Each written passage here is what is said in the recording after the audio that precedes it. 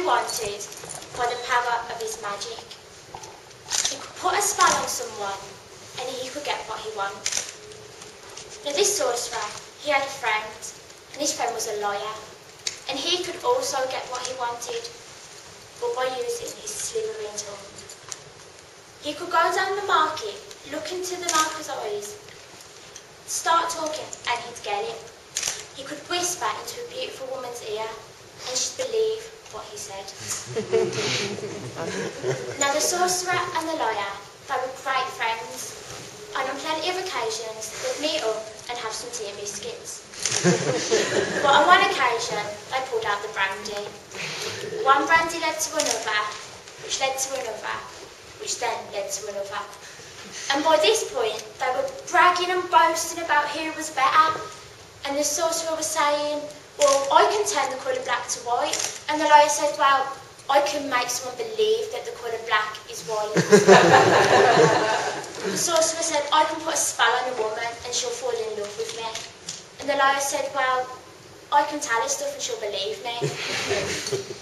So they decided that the only way to decide who was the better one was a bet. This bet was whoever could cause the most destruction to the town was the better one. So off they went home, and that night the sorcerer snuck into the village just as the gates were closing. And it was dark. He pulled out his wand and engraved stuff on the floor. He whispered incantations. He got magic dust and sprinkled it on the floor, and got potions and rubbed them on doorknobs.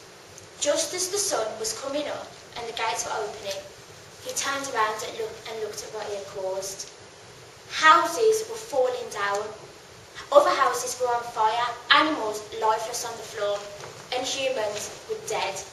He had caused chaos. And he was so pleased with himself that he went back to his liar friend and he said, look at what I've done, see if you can do any better. So I went, all right then.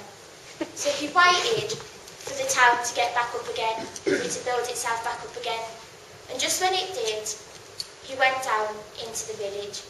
And he went into the cafe and he told the people in the cafe that he was a professor from the University of Fort Williams.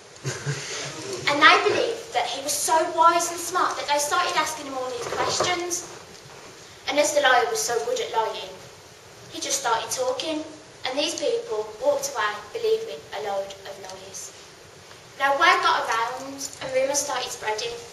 And word got to the king about this wise man. And the king went, oh, he seems so great. Get him to be one of my advisors. So the liar, he went and he's one of the king's advisors. But the liar, he wasn't stupid. He knew what he was doing.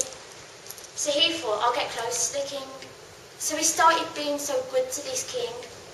And he started telling the king that all the other advice that he was hearing was faulty, and he told the king that he needed one good advisor. And the king went, well, you're so wise, you're so clever, you be more my advisor. So the liar became the king's main advisor. Now, he went back down into the village, and he started telling them that he was the king's advisor.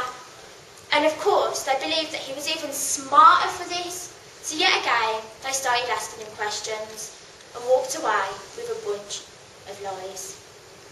Now, a few days later, he went back down into the cafe and he had a brandy. Then he had another one, then another one, and then another one. But really, he wasn't drinking them.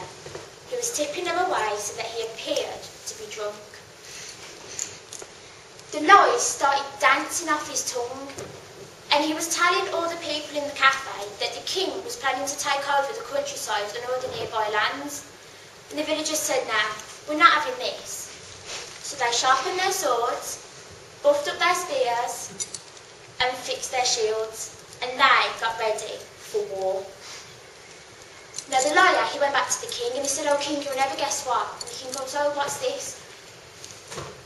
And the liar told the king that the villagers were starting a revolution against him. So the king went, no, this isn't right, I'm not having this. So he got his soldiers to sharpen their swords, fix up their spears, and fix up their shields. They got weapons of great destruction, and they also were ready for war.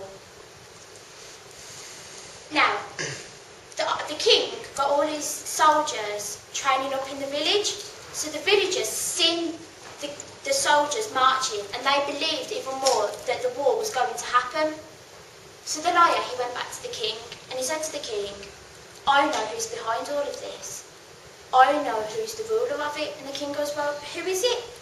And the liar went, no other than your brother. The king, he was fuming. How could his brother do this to him? His own flesh and blood. He wasn't happy, so he sent for his brother to be arrested. But by this point, the liar had already went to the king's brother and said, the king believes it's you need to get away. So the king's brother went to the countryside, where of course he did become the leader of the revolution. Now the war had begun. The villagers and the soldiers were fighting. Humans were dying, animals again lifeless on the floor, houses falling down and on fire. The town had yet again become to ruins. So the liar, he went back to his friend the sorcerer. The sorcerer sat back and he had to admit, and he said, your lies can cause more destruction than my magic ever could.